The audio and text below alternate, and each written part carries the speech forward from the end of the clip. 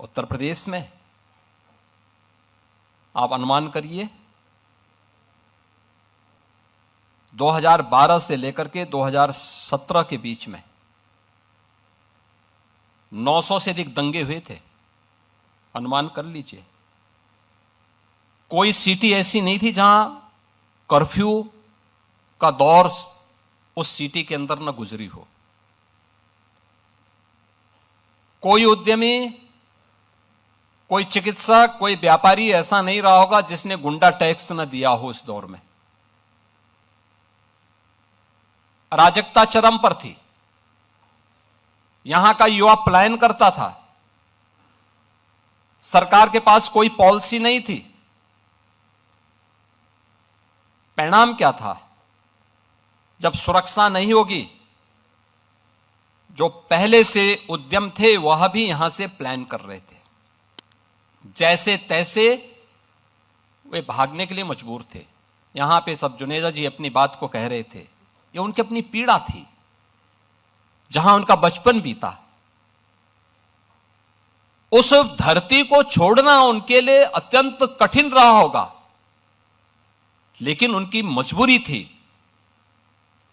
कि उन्हें अपनी सुरक्षा भी चाहिए थी। और केवल एक जुनेजा जी की बात नहीं थी, ये उत्तर प्रदेश के हर उद्यमी की, हर व्यापारी की, हर उस व्यक्ति की पीड़ा है जिसने उस दौर को देखा है। 2003 से लेकर के 2017 के बीच के उस दौर को देखा है, जब व्यापक कर्फ्यू में अपहरण के लिए यहां पर अपहरण होते थे, फिरौती वसूली करने के लिए।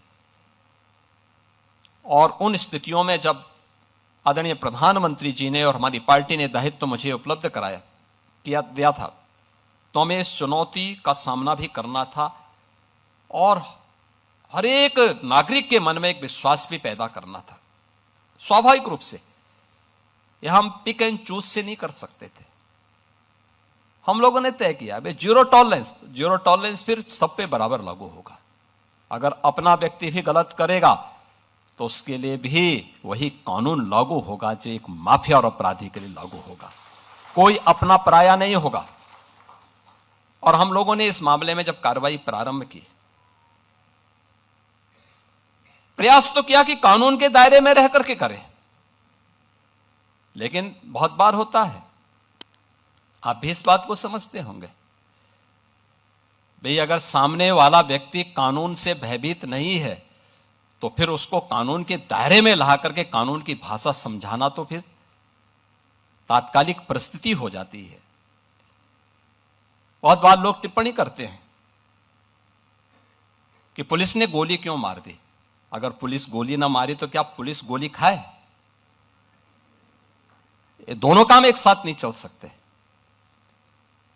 अगर उस अपराधी को गोली चलाने की स्वतंत्रता है तो पुलिस के पास भी हमने इसलिए पिस्तौल दी है कि वह भी उसके सामने उसका मुकाबला करे। उसका प्रशिक्षण इसी बात को लेकर के हो रखा है और उसको जिस भाषा में समझे उस भाषा में उसको समझाने का काम करे। और उस भाषा में जब समझाया गया, आपने देखा होगा पिछले 9 वर्ष में बड़े बड़े पर्व और त्योहार हो रहे हैं, सारे सकुशल संपन्न हो रहे हैं। कहीं कोई शांति भंग की बात नहीं करता है, कहीं कोई अराजकता की बात नहीं करता है, कहीं कोई फिरौती की बात नहीं करता है, कहीं कोई दंगा नहीं है, कोई फसाद नहीं है, कोई गुंडा टैक्स नहीं है। आज कहीं भी इस प्रकार की स्थिति नहीं है और उत्तर प्रदेश निवेश के एक बेहतरीन गंतव्य के रूप में अपने आप को स्थापित किया है।